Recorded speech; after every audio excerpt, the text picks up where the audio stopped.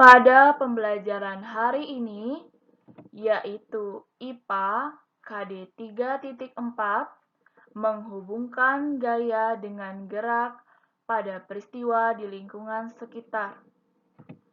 Mari anak-anak, kita simak dan ikuti video penjelasan materi dengan baik.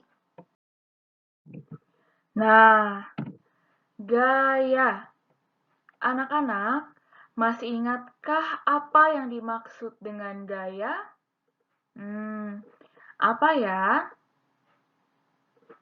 Ya, betul. Gaya merupakan tarikan atau dorongan yang menyebabkan suatu benda bergerak. Selanjutnya, ada sifat-sifat gaya. Yuk anak-anak kita ingat kembali apa saja sifat-sifat gaya. Yang pertama, mengubah arah gerak benda.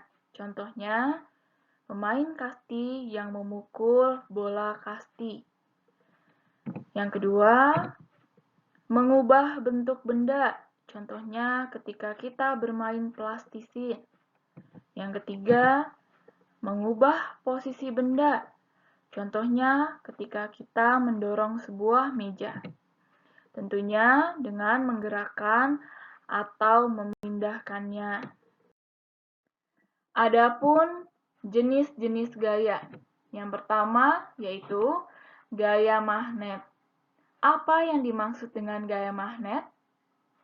Ya, gaya magnet adalah gaya yang dihasilkan oleh magnet. Magnet memiliki kekuatan untuk menarik jarum, paku, atau benda lainnya yang terbuat dari besi atau baja. Magnet memiliki dua kutub, yaitu kutub utara dan kutub selatan. Bentuk magnet beragam. Ada yang berbentuk jarum, berbentuk huruf U, berbentuk silinder lingkaran, dan batang. Nah, manfaatnya bisa digunakan pada kompas, alat pengangkut besi tua, ujung gunting dan obeng, dan juga pintu kulkas. Selanjutnya, ada gaya listrik. Gaya listrik adalah kekuatan yang dimiliki benda yang bermuatan listrik. Manfaatnya adalah memberikan penerangan, memberi tenaga bagi peralatan elektronik. Nah, anak-anak masih ingatkah dengan gaya listrik statis? Gaya listrik statis contohnya adalah potongan kertas kecil yang digosokkan pada penggaris ya. Ketika digosokkan maka kertas kecil itu akan menempel pada penggaris ya. Karena memiliki kekuatan yang bermuatan listrik sehingga menarik benda-benda di sekitarnya. Selanjutnya ada gaya otot. Nah, gaya otot adalah kekuatan yang dihasilkan oleh otot manusia. Manfaatnya yaitu bisa membuat manusia berjalan, manusia bekerja, mengangkat beban, ya. Oke, selanjutnya ada gaya gravitasi, ya. Gaya gravitasi adalah gaya tarik bumi terhadap seluruh benda bermassa yang terdapat pada permukaannya. Nah, semua benda yang dilepaskan di atas permukaan bumi akan mengalami percepatan yang sama. Ya. Jadi jatuhnya benda ke permukaan karena adanya gaya gravitasi. Gravitasi merupakan gaya yang menarik benda ke arah bawah, ya. Nah, selanjutnya ada gaya pegas, ya. Gaya pegas adalah kekuatan yang ditimbulkan oleh karet atau pegas yang diregangkan. Nah, contohnya ketika menarik anak panah, ya, seperti contoh gambar berikut ini.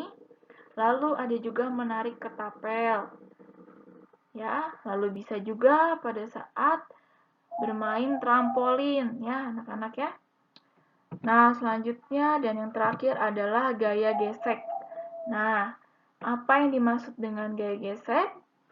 Gaya gesek adalah bila keduanya saling bersentuhan secara langsung, maka akan timbul terjadinya gaya gesek. Nah, apa manfaatnya, Nak? Manfaatnya adalah membantu makhluk hidup dan benda-benda bergerak tanpa tergelincir, ya, menghentikan kendaraan yang sedang bergerak dan menciptakan panas di mesin kendaraan, ya. Oke. Selanjutnya, gerak. Nah, apa yang dimaksud dengan gerak? Coba anak-anak berjalan 2 langkah. 1, 2. Nah, pada saat berjalan, maka terjadi perpindahan, di mana kita berpindah dari satu tempat ke tempat lain. Jadi, apa yang dimaksud dengan gerak? Ya, gerak adalah perpindahan posisi benda dari tempat asalnya karena adanya gaya. Berikut adalah contoh gerak karena adanya pengaruh dari gaya. Yang pertama, gerak karena gaya otot.